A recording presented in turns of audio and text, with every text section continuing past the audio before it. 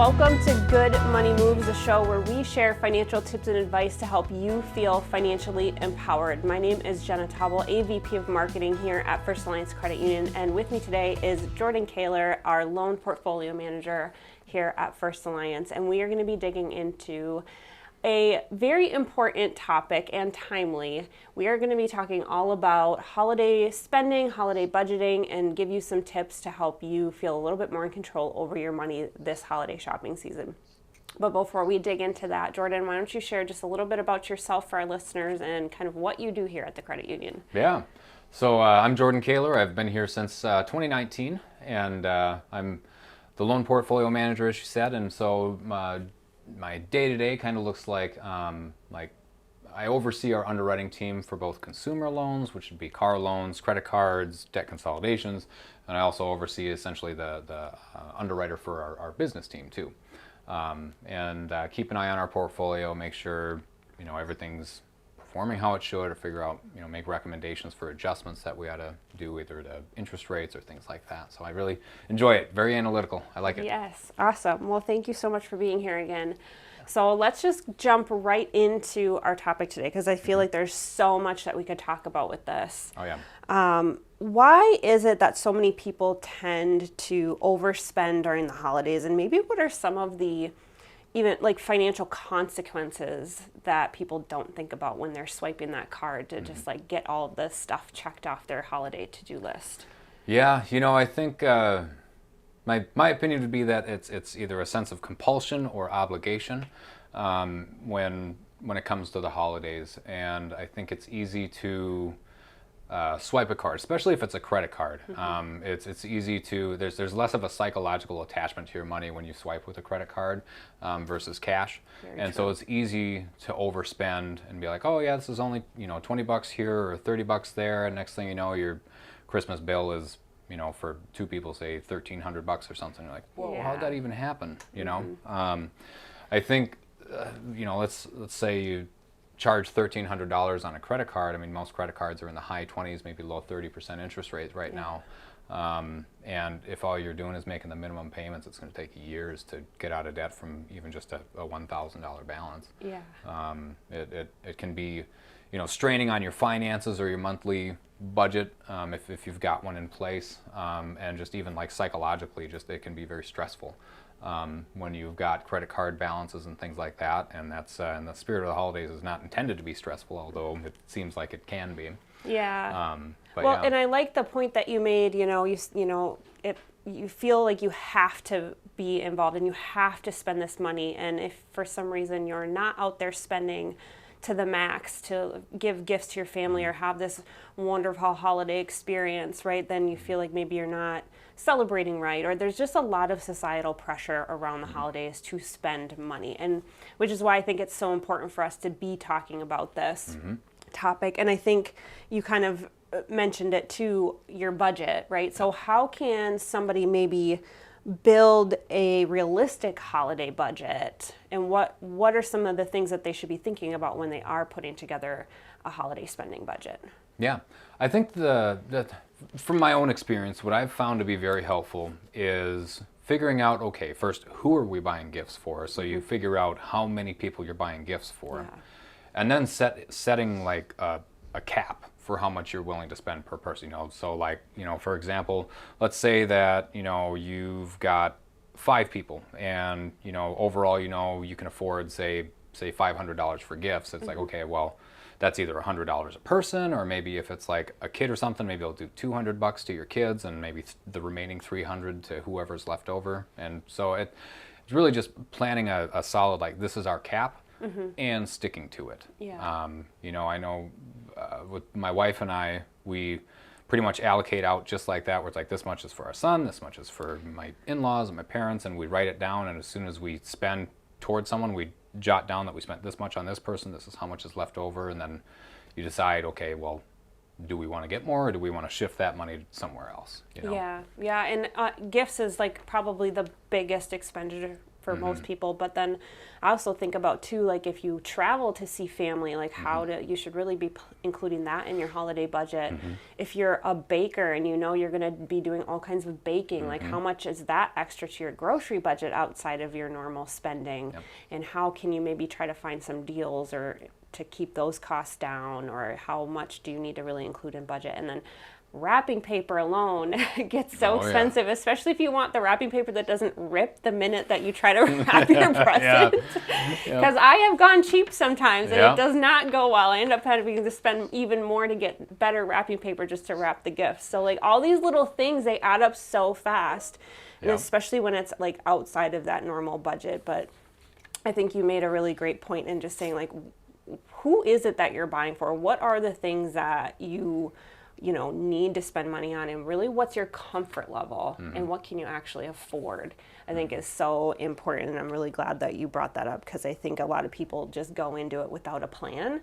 And I think having that budget in place is really, it's that plan, that spending plan for yourself, so you can feel in control over that holiday spending. And so I just kind of want to dig into that a little bit more. So how can people maybe prioritize spending on gifts versus travel versus food, or, other, you get invited to holiday parties and things like that that can kind of add to your holiday budget too. So how can somebody maybe dig into their holiday budget and start to prioritize some of these expenses for themselves as they're building out this holiday budget? Yeah, I know one thing is, I'll say it, I'm going to sound like a broken record, budget. And figuring out, okay, for the holidays, whether, if you allocate this much to gifts, this much to travel, and I think it's easy to get overwhelmed with events that you're invited to over the holidays. And so once you've established how much you can spend and maybe how much this event's going to run, how much this travel's going to run, it's a lot easier to decide I can do this or I can't. And it's hard to say no. It's easy to be like, oh yeah, we really should, we want to, and then go for it. But if it's going to overextend you, the aftermath of having that financial stress afterwards is really not worth it. And just figuring out, again, just kind of allocating how much you want to spend in one particular area or not, and then just sticking to it. I think of there have been a couple of years, just specific to gifts. I'm thankful that all of my family is like a 15-mile radius of where we live, so for the most part, and so the travel isn't much for us, so we can have more toward gifts. And there have been a couple of years where they do a white elephant, and we're like, well, we pretty much tapped out our budget, so we're going to have to sit out a white elephant this year, which is fine. Isn't that where you just go and take some cans out of your cupboard and just put those in a gift bag, and that's your white elephant? Yeah, they do it a little different where it's like you buy new stuff, but that's all right. So, but my mom, she does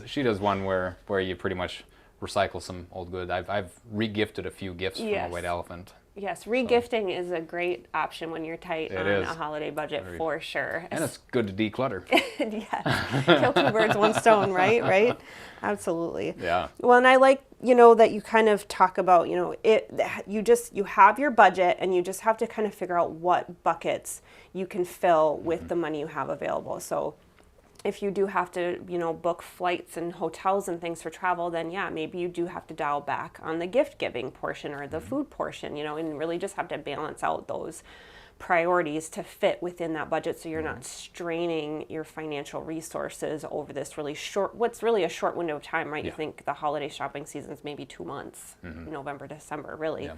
So when it comes to spending, though, like, do you recommend using a credit card over the holidays? Maybe if you do use a credit card, which you can use them to your advantage. So what are maybe some of the pitfalls to really avoid when it comes to using a credit card for holiday shopping, and really making sure that you're using the credit card in a responsible manner so you don't overextend yourself?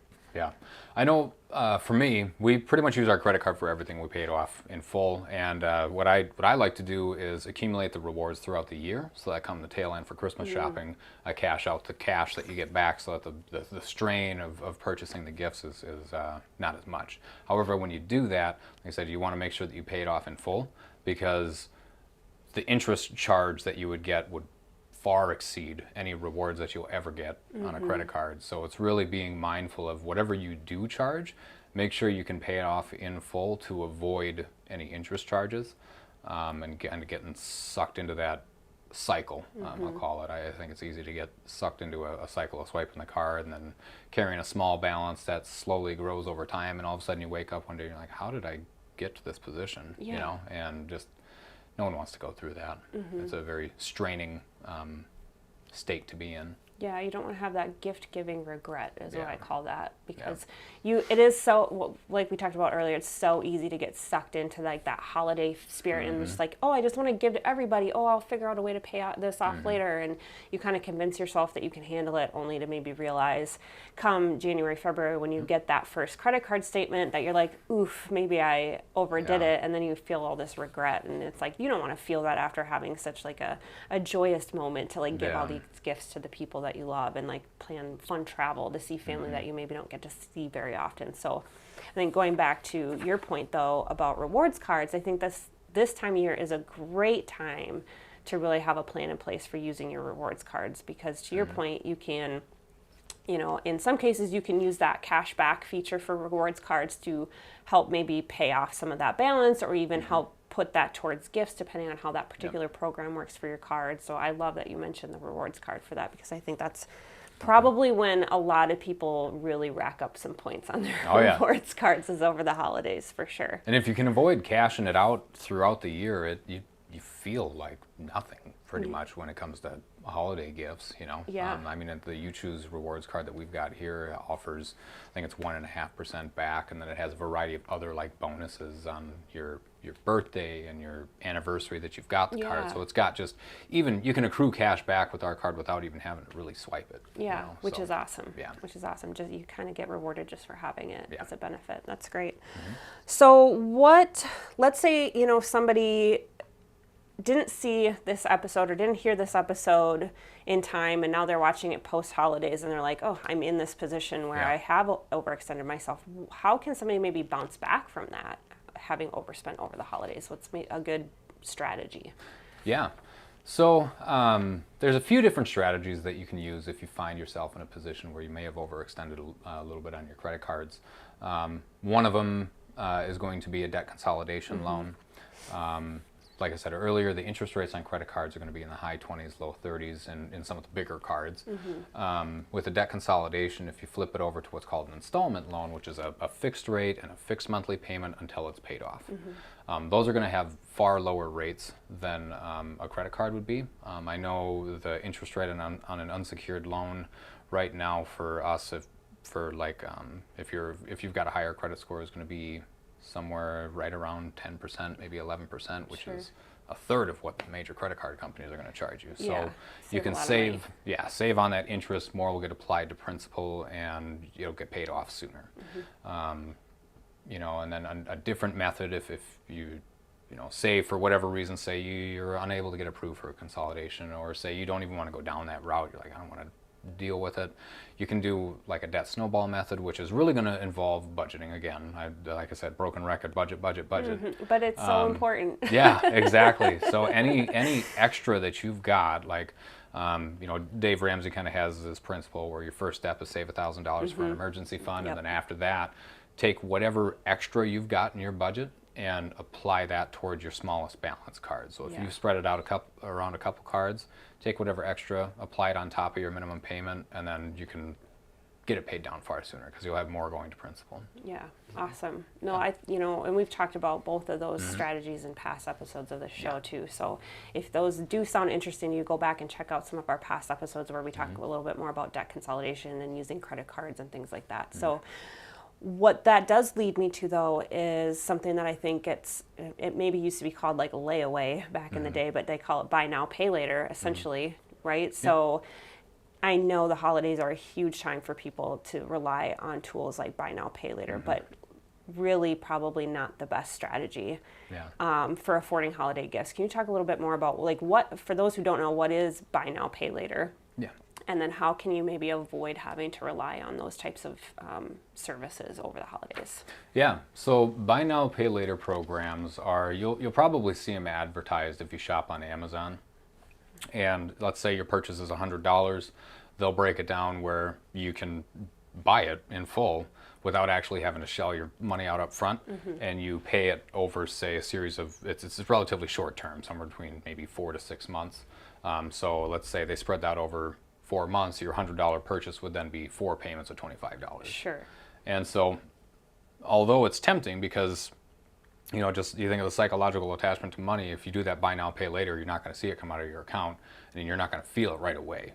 And so, maybe, if you do one or something, but what I've seen is people, buy now, pay later for a large amount of things, and then all of a sudden your $20 payment, if you've got 7 of them or 8 of them, it's gonna be a lot higher, and it'll be kind of a rude awakening when they all come together, and you're like, oh no.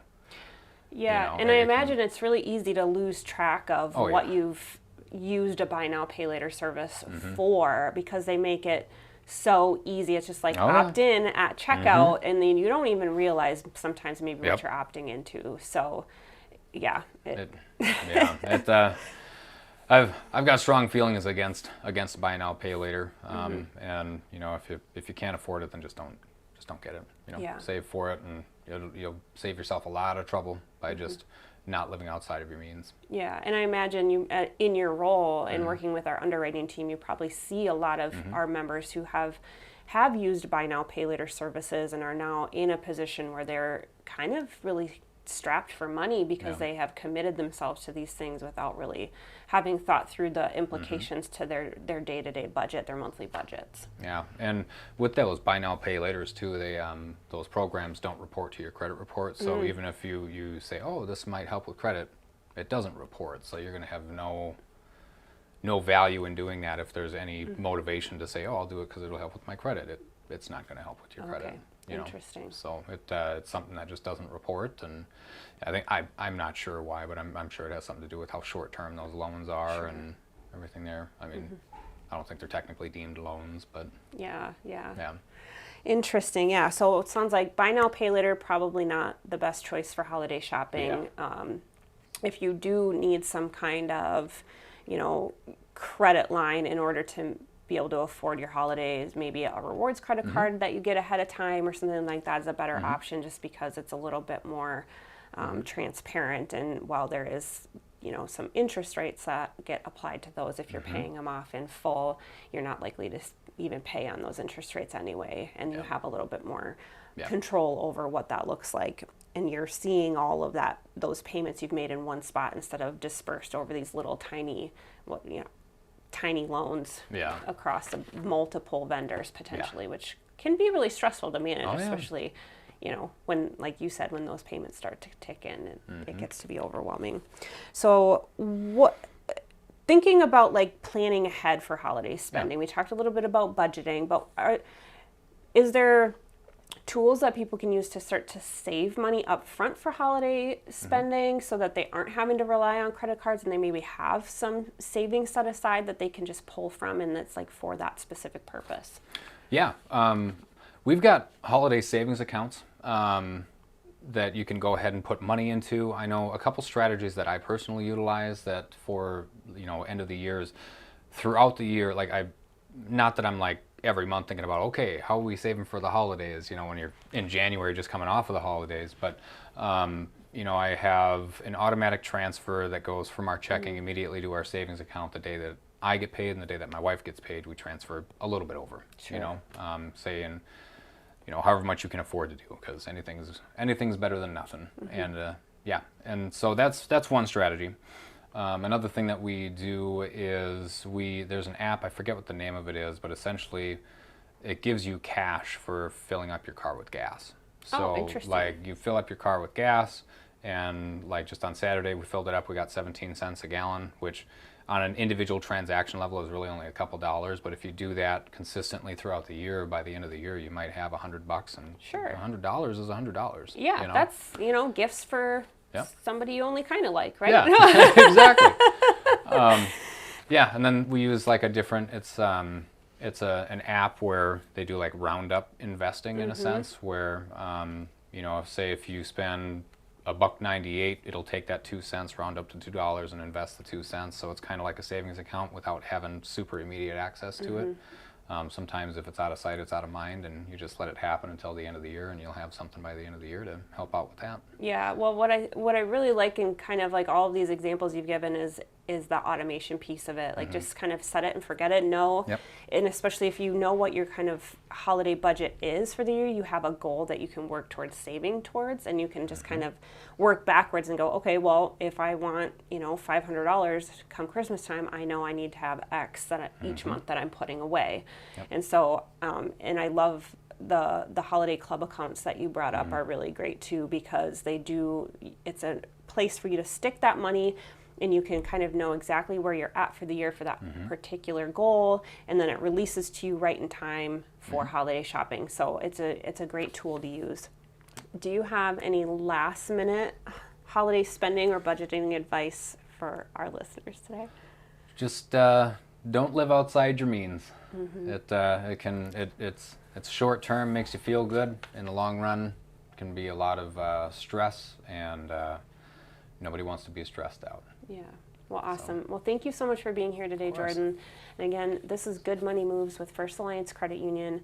If you want to find out more about holiday shopping and keeping on your budget, check out our website at firstalliancecu.com. You can subscribe to this show on Spotify, Apple, or YouTube. And until next time, stay financially